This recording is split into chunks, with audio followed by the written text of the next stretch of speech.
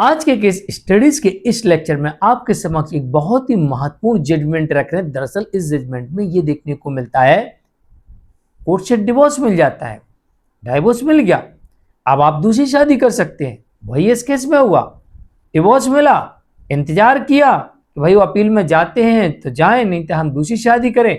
हमने दूसरी शादी कर ली। अब दूसरी शादी करने के बाद हमारा बच्चा भी हो गया।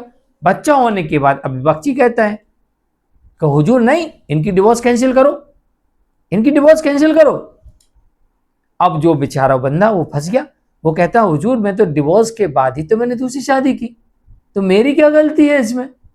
अब तो मेरा बच्चा भी हो गया, इतना समय गुजर गया। भाई बच्चा हो गया मतलब 1 साल तो लगभग हो ही गया कि शादी हुए, तो बच्चा भी हो गया, इतना समय गुजर गया। अब इसके बाद डिवोर्स की डिक्री कैंसिल करने का क्या अर्थ है?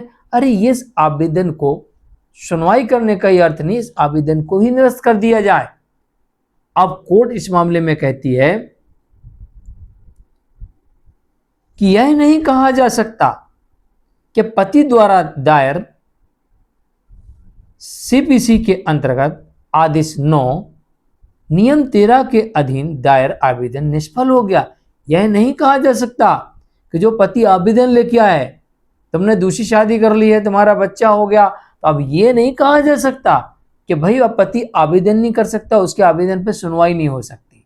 अब ये क्यों हुआ इस मामले में, ये चिंता का विषय आपके लिए हो सकता है। अगर आपके केस में ऐसा होता है तो अब आपको किन किन बातों का ध्यान रखना है और आप क्या क्या प्रिकॉशन ले सकते हैं। अन्यथा आपके साथ भी ऐसा हो सकता है कि आपको डिवोर्स मिल जाए, डिवोर्स के बाद आप दूसरी शादी कर लें, दूसरी शादी करने का बच्चा हो जाए, फिर आपको कोर्ट में बुलाया जाए कि जो आपको डिवोर्स की डिक्री मिली है उसको डिसमिस करने के लिए आइए कोर्ट में, हम डिसमिस करवाएंगे आपकी डिक्री को। और ऐसी स्थिति में आपका डिवोर्स डिसमिस हो गया तो क्या होगा?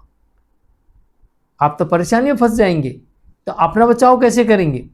अगर आप डिवोर्स लेने जा रहे हैं तो ये जजमेंट को ध्यान में रखिए। और अगर ऐसा आपके केस में आदेश होता है तो आपको क्या क्या सावधानियां रखनी है ये भी समझ लीजिए।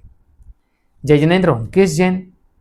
वीडियो को लाइक और शेयर कर दीजिए। और इस तरह के जजमेंट्स का पैकेज पाने के लिए जिसमें लगभग आपको 200 जजमेंट्स मिलते हैं, किसी जानकारी के लिए दिए गए नंबर पर आप हमें संपर्क कर सकते हैं। चलिए शुरुआत करते हैं। दरअसल इस मामले में यह देखने को मिलता है,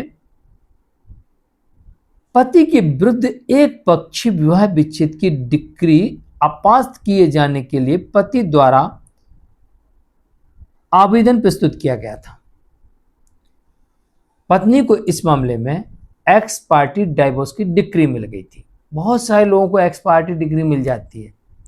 अब इसमें क्या क्या सावधानियां रखनी है ध्यान से समझ लीजिएगा, बहुत सावधानी पूर्वक ध्यान से समझिएगा। तो एक्स पार्टी डिवोर्स की डिक्री मिल जाती है, एक्स पार्टी डिवोर्स मिल गया। अब इसके बाद में पत्नी जो थी वो दूसरी शादी कर लेती है, उसका एक बच्चा भी हो जाता है, यानी लगभग 1-1.5 साल का समय डिवोर्स को हो गया होगा। 1.5 साल अपन मान लेते हैं कि इस मामले में 1.5 साल लगभग शादी को हो गया होगा, क्योंकि एक बच्चा भी हो गया, अपील का समय भी निकल गया, एक बच्चा भी हो गया, लगभग 1.5 साल का वक्त। अब इसके बाद पति कहता है कि हुजूर मुझे समन ही नहीं मिला, मुझे पता ही नहीं लगा कैसे ने एक्स पार्टी ले लिया, मुझे तो इसकी जानकारी नहीं है। अगर आपके मामले में भी एक्स पार्टी होता है तो एक्स पार्टी डिक्री होने के बाद में अपने वकील साहब के माध्यम से विपक्षी को एक नोटिस करवाइए। और अगर कोई दूसरा केस चल रहा है तो उस केस में इस डाइवोर्स की डिक्री को लगवाइए, ताकि वो ये ना कह सके कि एक्स पार्टी कैसे हो गया, मुझे तो पता ही नहीं था, मुझे तो समझ ही नहीं मिला, मेरी गैर मौजूदगी में हो गया एक्स पार्टी। अरे मुझे समन कहाँ मिला, मुझे नोटिस ही नहीं मिला, मुझे तो कोई पता ही नहीं है। और अगर पति ऐसा कहता है तो फिर पूरी जांच पड़ताल होगी।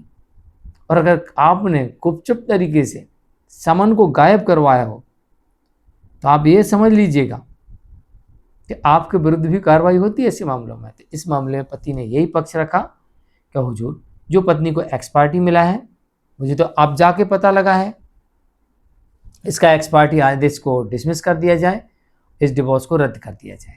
अब पत्नी कहती है हुजूर मैंने दूसरी शादी कर ली है, मेरा बच्चा भी हो गया, अब डिसमिस हो जाए तो मेरा क्या होगा? तो इसके आवेदन को रद्द कर दिया जाए।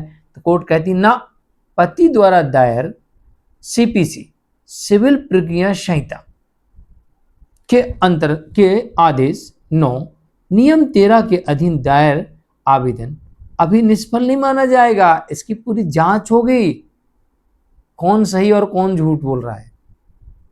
तो आप भी अपने केस में ध्यान रखिएगा, अगर एक्स पार्टी आदेश है तो एक नोटिस वकील साहब के माध्यम से डिक्री के साथ हस्बैंड के पास भिजवा दीजिए, डाक के माध्यम से, या कोई केस चल रहा है तो उसमें उस डिक्री को लगवा दीजिए, ताकि उसे पता लग जाए कि मेरे खिलाफ एक्स पार्टी आदेश हो चुका है। अन्यथा इस तरीके से आप उस केस में फंस सकते हैं।